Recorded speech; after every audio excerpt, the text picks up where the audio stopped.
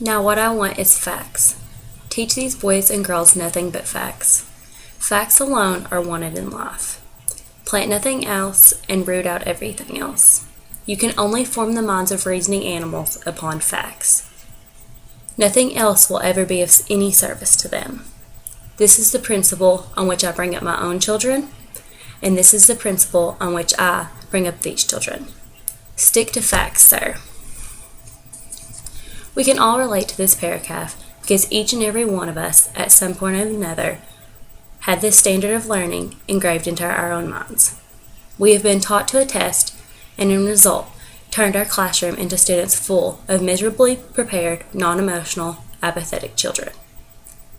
Charles Dickens' Hard Times was written as a true warning from the 19th century to future societies, displaying the disastrous results of an educational system which is exclusively factual, rational, and utilitarian, has come into fruition in the 21st century.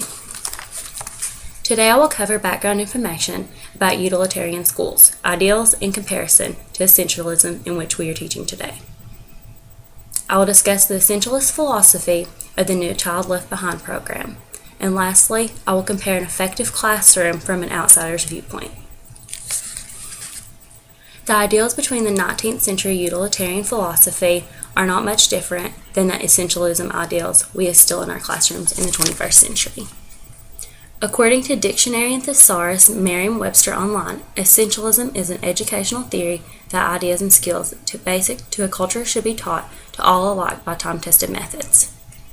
Essentialism was brought into play early in the 1950s by Admiral Rickover, whose belief was to increase the world's knowledge of mathematics and science courses, and do away with the classes that did not increase our knowledge depth of technology. The utilitarian philosophy was mainly to promote low economic families to better themselves by studying sciences and mathematics so they could bring themselves out of poverty, but not to allow them to be controlled by the upper classes. Now that we have discussed the many differences and similarities between the utilitarian philosophy in Hard Times and the essentialist ideals in public schools today, we will begin by comparing the programs of today with the goals of the 19th century. The initial goal of the No Child Left Behind program was to help the poor rise out of their low economic statuses just as Bitzer rose in Coketown. However, this act has left them in the same situation as before, teaching classes to the middle standard and only raising the bar.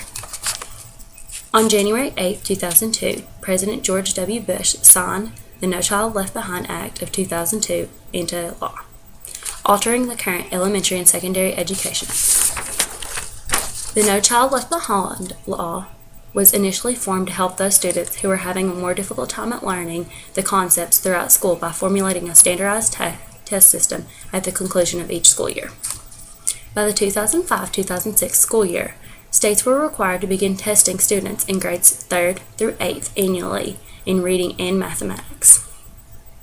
By 2007 to 2008, they had to test the students in science at least once in elementary, middle, and high school. The test had to be aligned with state academic scores. All states had certain academic progresses one had to meet in the fields of mathematics and sciences courses before the government intervened. An opinion poll released in December 2003 found that nearly half of the school principals and superintendents view the federal legislation as either politically motivated or aimed at undermining public schools. Once very high-performing schools began to drastically downfall on improving their set goals of standardization, and benchmarks reached high levels of failure. By 2010, 38% of schools were failing to make adequate yearly progress, up from 29% in 2006.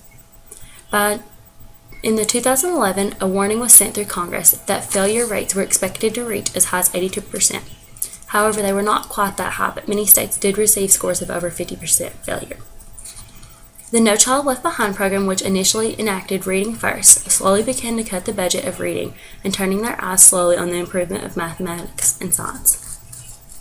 Over the past 9 years, we have slowly turned our education system into the exact warning Charles Dickens set out to future societies, of teaching nothing but facts and testing intelligence merely on a test of only mathematics and science. Lastly, we will cover the ideals of an effective classroom both through Charles Dickens' satire of utilitarian philosophy and through the ideals instilled in our public schools today. An outsider's view of an effective classroom has vastly changed over time from a classroom of teachers' control to a classroom of governance control. Before the No Child Left Behind program was set into law, a classroom was a teacher's playground, free to teach their students as they desired. Dickens used, in Hard Times, Thomas Gradgrind and McChuckham Child to exemplify the disastrous depths of an educational system built solely on facts. Hard Times operates as a critique on certain forms of education, particularly those that set out to fill a child full of useful facts, rather than to introduce them in any way to the world of fancy.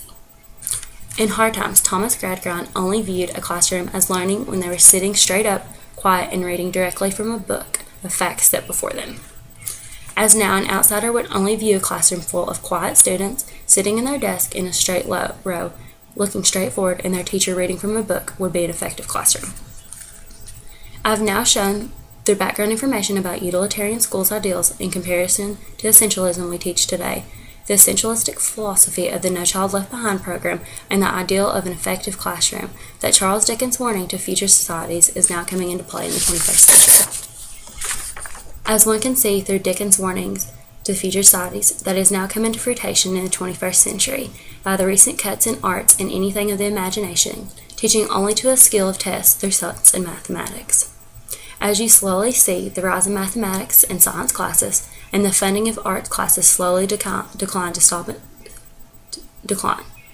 Stop and think to yourself of the effects displayed by Charles Dickens in the creation of non-emotional, apathetic children. Is this really what you want for yourself and for your children?